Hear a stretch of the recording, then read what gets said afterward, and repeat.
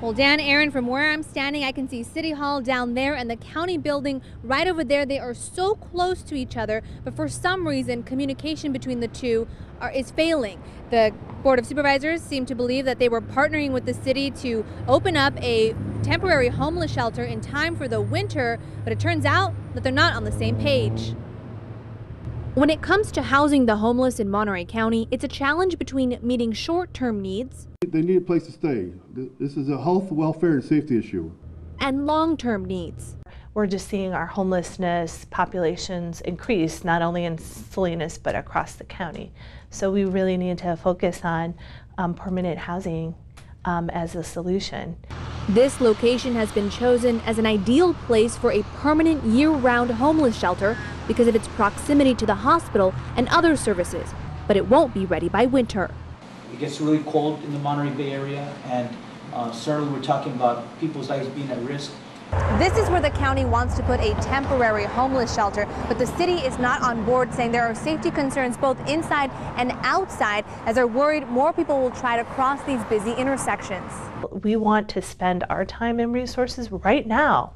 There is no reason why we have to wait if we both agree that that's the location to really get going and to build that permanent shelter. And we think it could be done within 2 years. So, very good. So we have the motion on the floor. When it came time to make a decision, the board was torn. I'm frankly concerned and disappointed with the city because I thought we were working together on this. And with no one from the city to answer questions, the shelter will have to wait. And the city of Salinas has hired a consultant to help them take a critical look at how they've dealt with this problem in the past and to provide them with best practices moving forward. And I'm told that they've spent $3 million on homeless services and are now focused on permanent housing. Dan, Aaron. All right, thank you very much, Bianca. Another reason for hesitation on the part of the county to move forward is the price tag. It would cost over $1 million to pay for a full year. If the board does decide to move forward with the temporary shelter next week, they propose funding it with revenue from cannabis taxes. Also on the agenda today, defending the Deferred Action Program, or DACA. Monterey County Board of Supervisors unanimously approved a resolution to make the county a so-called Dreamer County. Resolution declares the county's support for local undocumented young people known as Dreamers and urges Congress to act swiftly to enact legislation that will continue the program. In a similar move, Santa Cruz County Supervisors unanimously approved making their county a Dreamer County as well. And today, Governor Brown and top lawmakers pledged $30 million to help DACA recipients here in California. Money will be used for legal services and college financial aid for the young immigrants. More than 200,000 of the 800,000 Dreamers in the country live in California. The Trump administration revoked the program last week, giving Congress 6 months to come up with a permanent plan. California, along with 18 other states, is suing over that decision.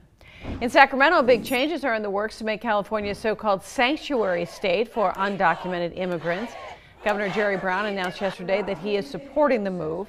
State Senate President Pro Tem Kevin De Leon brokered a deal to get the governor's approval. The bill would still prohibit state and local police from asking about people's immigration status or enforcing federal immigration laws. The plan also expands the list of crimes where law enforcement can turn over undocumented criminals to immigration officials. This protects community members, it protects working families, immigrants, mothers being separated from their children, children separated from their mothers. By forcing ICE into the communities to go door to door, you're putting all the Dreamers at risk, because when they go knock on those doors, they're going to pick up everybody who's undocumented. Meantime, some in law enforcement fear federal grants to pay for officers will dry up because of all of this. A vote in the state assembly is expected later this week.